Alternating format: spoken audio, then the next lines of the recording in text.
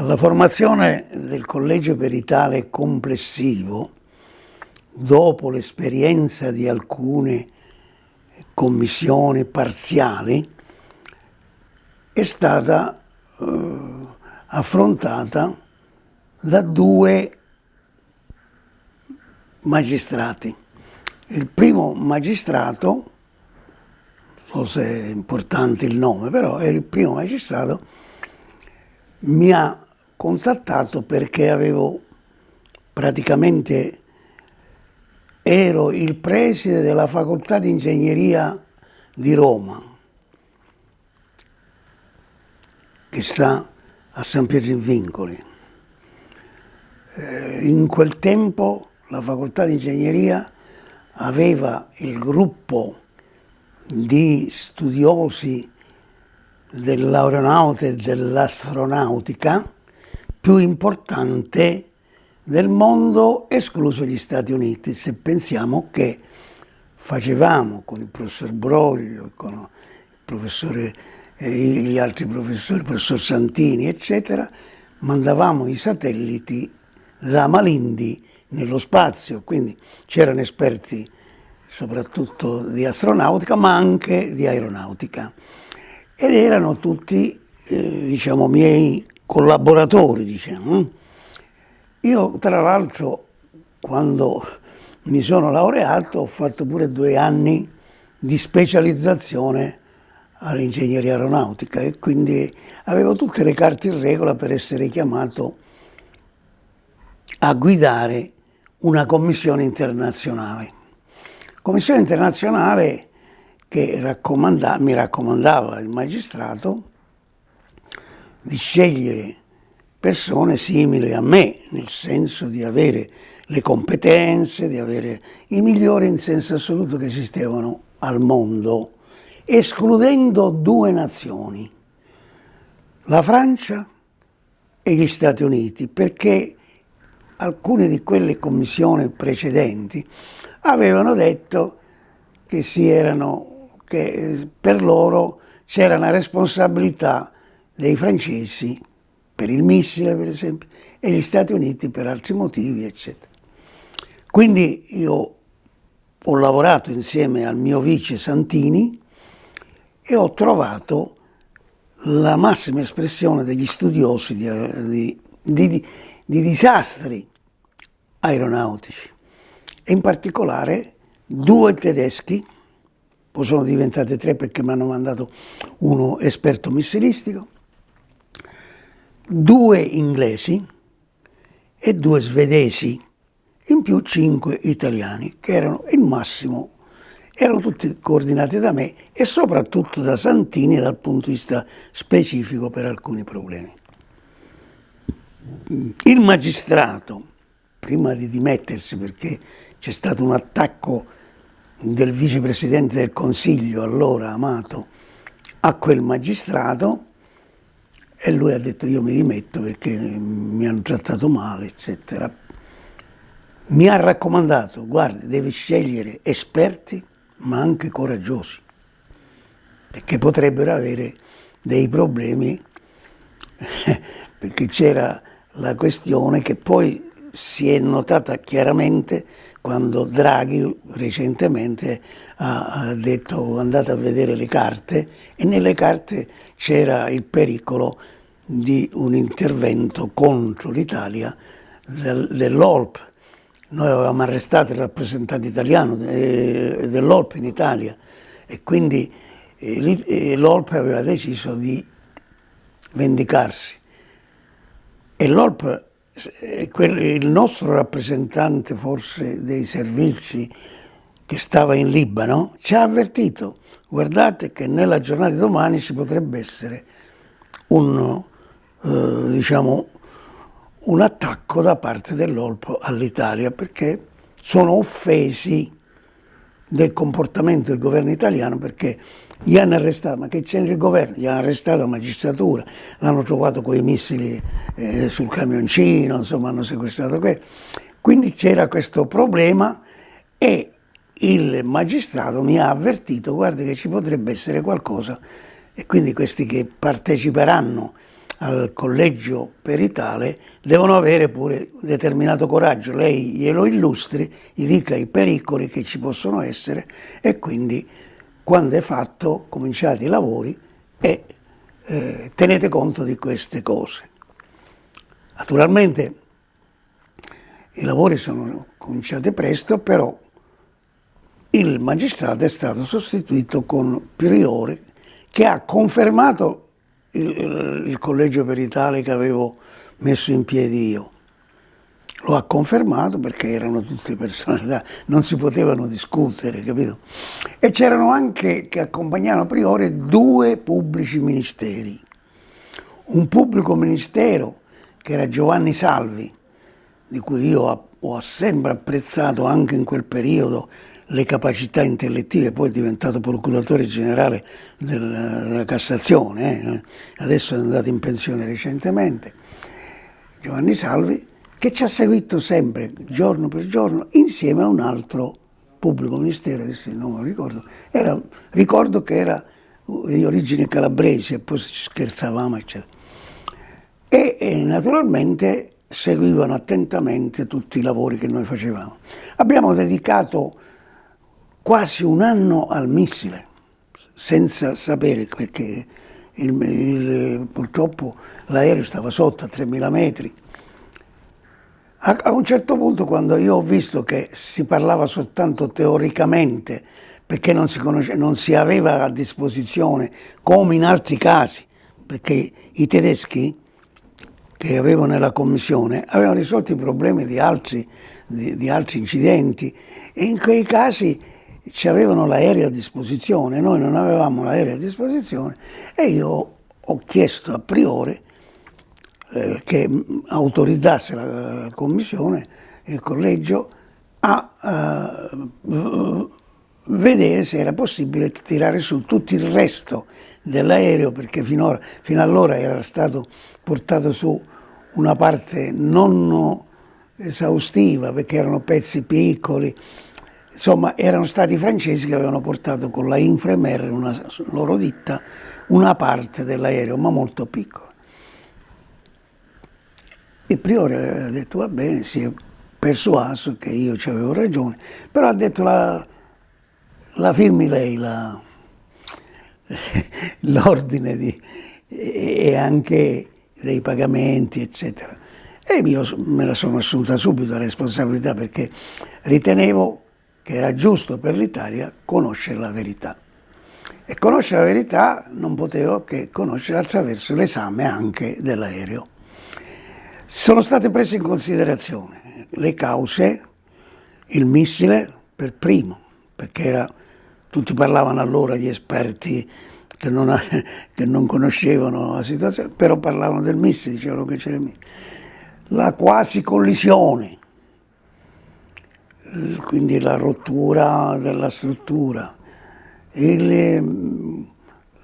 lo scontro con un altro aereo. Insomma, abbiamo esaminato ognuna di queste cose e quando abbiamo avuto la ricostruzione del velivolo fatto dall'Alitalia, personale specializzato che ha ricomposto l'aereo grosso modo come era quando è stato abbattuto.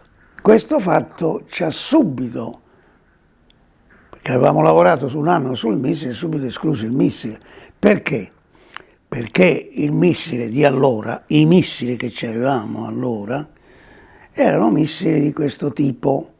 C'avevano la spoletta che a 20 metri dall'oggetto che aveva calore e attirava il missile, scoppiava e mandava sull'oggetto migliaia di schegge. Questa era un'ipotesi la più possibile, perché i missili in genere, se non si sbagliava, il missile era così. Ma non c'era nessuna traccia di questo tipo. Allora qualcuno ha pensato dei nostri, forse è entrato dentro il missile, è scoppiato all'interno. Esaminando l'interno dell'aereo non abbiamo trovato alcuna traccia di queste schegge. E allora sarà passato dall'altra parte, non è scoppiato, è fallito. siamo andati a vedere, non c'era una possibilità di un passaggio di un missile da una parte all'altra. Quindi il missile, dopo un anno di lavoro, è stato escluso. Poi sono state prese in considerazione le altre cause. A ognuna di queste cause si è data una risposta. Per esempio la quasi collisione con un altro, quasi collisione. C'è passato un aereo vicino e la botta l'ha ricevuto l'ala, si è spezzata, ognuno dicevano queste cose, soprattutto noi ascoltavamo pure gli esperti delle parti offese, soprattutto noi volevamo trovare la vera causa in modo tale che anche questi parenti delle vittime avessero una soddisfazione perché si era trovata la verità. E allora la quasi collisione. Prima di tutto non è mai avvenuta una tragedia di un aereo per quasi collisione. Quindi era la prima volta che poteva succedere una cosa del genere e abbiamo ovviamente esaminato come poteva essere questa quasi collisione, eccetera, e l'abbiamo esclusa perché, prima di tutto perché era anomala, una sull'infinito, perché nessun altro aereo era caduto per questo. Comunque non l'abbiamo esaminata, è stata esclusa per diverse ragioni tecniche. Abbiamo lo scontro tra due aerei, abbiamo pure quella esaminata fino in fondo, insomma tutte le cause che erano state in qualche modo individuate quando non c'era l'aereo ricomposto erano state esaminate da noi e soprattutto alcune erano state escluse già subito, ma il missile è stato escluso dopo, quando c'è stata questa. E allora, esaminando l'interno e i pezzi dell'aereo, si è visto che intorno alla toilette posteriore c'era qualcosa che evidentemente non andava. Poi chiaramente siamo andati a vedere le tubazioni che c'erano lì, come erano stati attaccati dall'esplosione, perché è un aumento di pressione enorme. Abbiamo visto i pezzi come si sono deformati. C'era una cosa che ci ha fatto non penare, che ci ha fatto fare ulteriori indagini esplosivistiche, perché la tavoletta sul water era intatta. E allora dici, non ci può essere la bomba che la scatoletta è intatta, no? E invece sì. Nelle sperimentazioni che abbiamo fatto assumendo dei chimici importanti, eccetera, abbiamo visto che a secondo dove la distanza dalla tavoletta che veniva posta la bomba, la distruggeva quello a una certa altezza, non la toccava quello di un'altra altezza, quindi stava dove è scoppiata la bomba, stava in una posizione che non influiva sulla tavoletta. Quindi questo ci ha garantito che era possibile. L'unica spiegazione che noi siamo riusciti a trovare per l'abbattimento del velivolo è stato che c'era questa bomba, probabilmente al plastico perché era forse appiccicata dietro, comunque c'era la bomba che scoppiando non aveva rotto la tavoletta per quella ragione, ma tutto il resto parlava da sé. E quindi chiunque entrava là dentro diceva, ah, la bomba qua era. E tutti quanti tutti i periti e molti periti di parte, e soprattutto quelli più esperti, perché lì c'erano periti di parte anche, non so, un fisico, insomma, persone che erano specializzate in pezzetti piccoli di scienza, non vedevano come li vedeva. L'unico esperto complessivo era che difendeva, credo, il generale Ferri, una cosa del genere. Questo qui ha fatto uno studio approfondito parallelamente alla commissione, era un vero esperto, e è arrivato alle stesse nostre conclusioni precise. Ha fatto una tabella in cui il missile praticamente aveva 1 su 10 di possibilità, quell'altro 0, l'unico che aveva tutti i parametri corrispondenti all'incidente era la bomba. Quindi noi abbiamo dato il risultato del nostro lavoro, è stato il seguente. Si è detto, queste cause, a partire dal missile, non sono realistiche, quindi sono da scartare. L'unica tecnicamente possibile è lo scoppio della bomba, perché si vede all'interno dell'aereo, nei pressi della toilette posteriore dell'aereo stesso. Abbiamo chiamato tubi, tutto, là dentro tutto parlava chiaro. E quindi non abbiamo detto la bomba è al 100%, noi abbiamo detto che è tecnicamente possibile solo la bomba.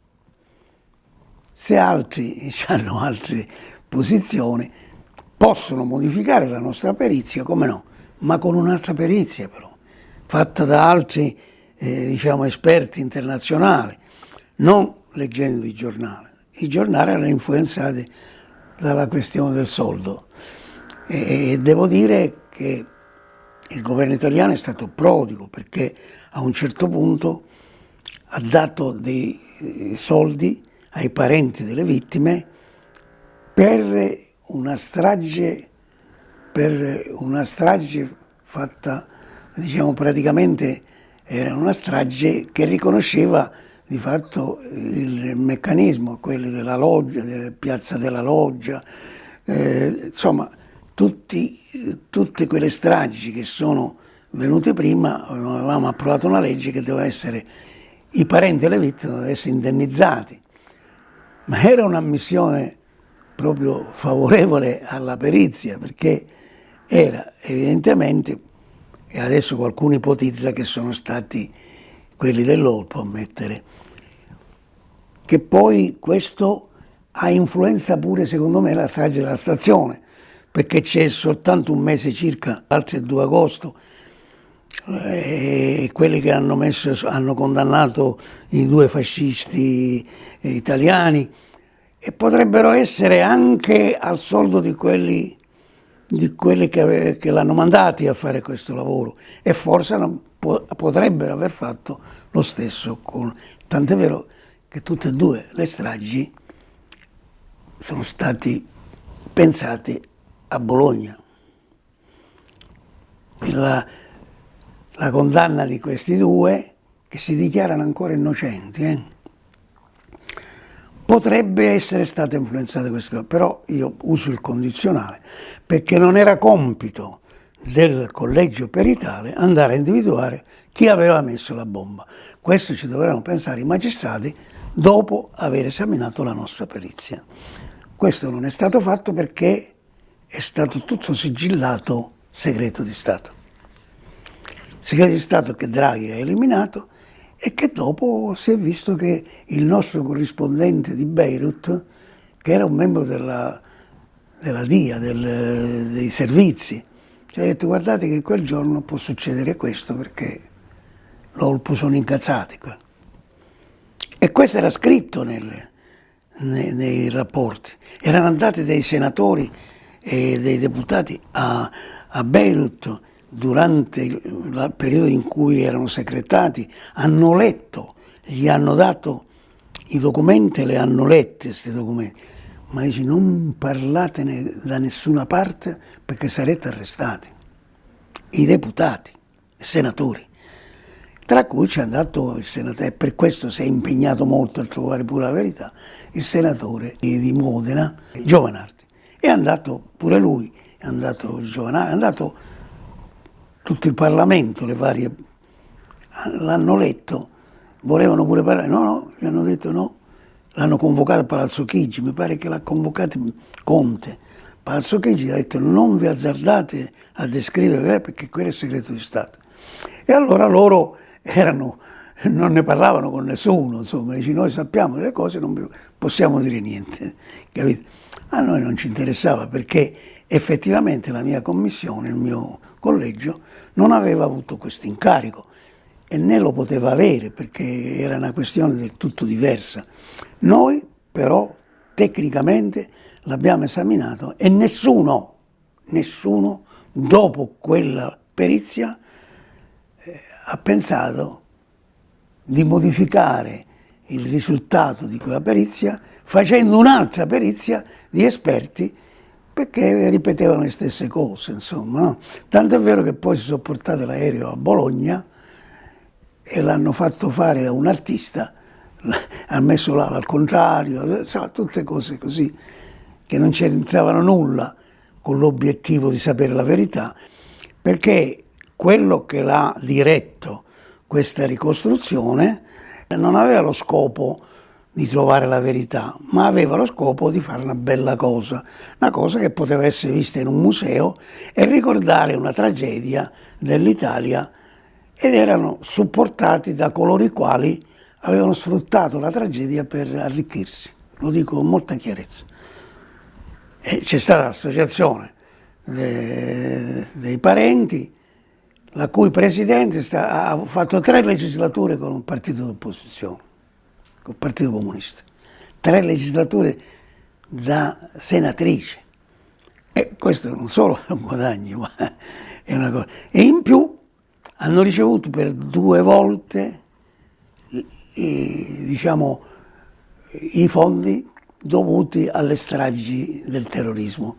Quindi non ho capito, prendere i soldi per il terrorismo l'hanno preso tutti. Dire che è stato il terrorismo no, che è stato un governo dell'Europa oltretutto, il francese. Priore ha fatto decine di visite in questi paesi. Gli hanno risposto Clinton, gli ha risposto Chirac. Ha detto ma che c'entriamo noi? Noi non c'entriamo niente. Hanno fatto l'indagine sul fatto che quella sera c'era una grande, a Napoli, una grande portaerei americana, la quale non se n'è accorto che lì c'era una guerra aerea. Quindi, e non solo, quella sera si sono sposati alcuni a Napoli e tutti facevano le fotografie con la portaerei. La portaerei stava lì. Mi pare che stava lì se per caso c'era la guerra aerea, mandava i suoi jet e avrebbe abbattuto quelli italiani, quelli francesi. Ma non è possibile. Questa è un'invenzione, secondo me, che pure ha coinvolto un magistrato serio come Priore, non è che Priore non è un magistrato serio. Io temo che ci aveva avuto influenza il fatto della formazione del nuovo governo, però queste cose non devono entrarci nella ricerca della verità.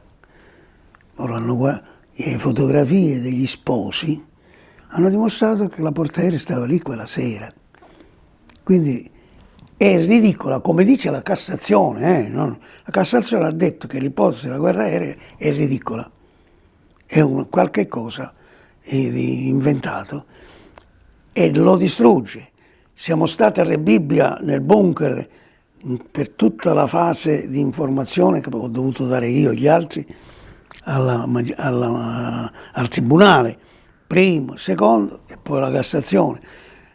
Tutti hanno deciso alla fine di assolvere gli imputati che avevano imputato, addirittura c'era il capo di Stato Maggiore dell'Aeronautica, che era il generale Bartolucci, con altri ufficiali fino all'81° grado, l'81° ufficiale, ed erano stati inquisiti, accusati di cose nefande. E i risultati quali sono stati? Anche la Cassazione ha accettato l'idea che il fatto non sussiste, non è che sono stati perché non hanno commesso quel reato, che c'era il reato. No, il fatto non sussiste. Il fatto non sussiste è il massimo che si può dare. E quindi questo ci ha dato molta speranza che la verità prendesse piede. cosa che viene impedita, è stata sempre impedita da questi interessi particolari che, mi dispiace, hanno interessato soprattutto alcuni parenti delle vittime. Quindi questo è il fatto di Ustica e io sono per la verità. Potevano darmi pure miliardi, io non avrei mai accettato di dire una cosa che non fosse la verità. Non solo io, ma tutti i membri della Commissione. E questo fatto dell'unanimità ha scoraggiato tutti quelli che dicono facciamo un'altra perizia. Non potevano, qualunque perizia avessero fatto, non c'era un collegio superiore a quello che io ho messo in piedi in quell'occasione.